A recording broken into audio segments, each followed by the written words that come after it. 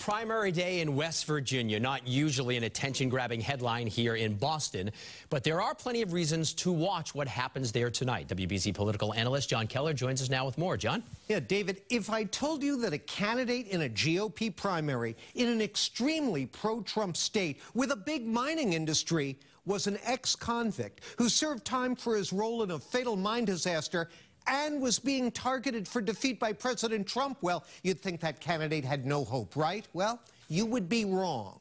And that's why tonight's West Virginia vote is big news. The war to drain the swamp and create jobs for West Virginia people has begun. I will beat Joe Manchin and ditch Cocaine Mitch for the sake of the kids.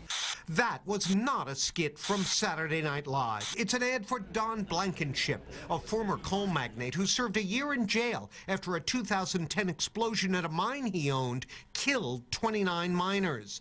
Republicans are so worried Blankenship will win tonight's primary and go on to lose to incumbent Democrat Joe Manchin in one of the nation's most pro-Trump states that the president himself is begging voters to choose either of the other two candidates. But Blankenship isn't cowed, saying, "No one, and I mean no one, will tell us how to vote. I am Trumpier than Trump." The president is as misinformed as the public is. He's fell victim to fake news.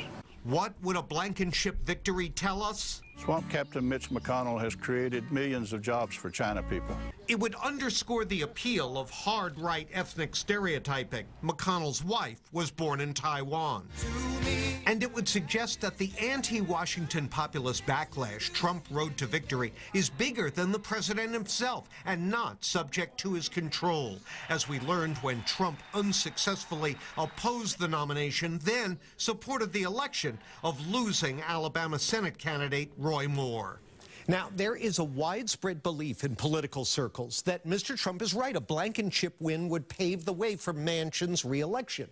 But it's an open question whether or not his voters even care about that, David. Which is so interesting because Trump obviously did very well in West Virginia. There are a lot of supporters there for him. So he comes out and he says this, but the polls show people there aren't really listening. Why? Well, because consider the reasons why many of them voted for Trump in the first place. They wanted someone to stir the pot. This guy Blankenship is doing that. They don't like insiders. His opponents are a former attorney general and a congressman.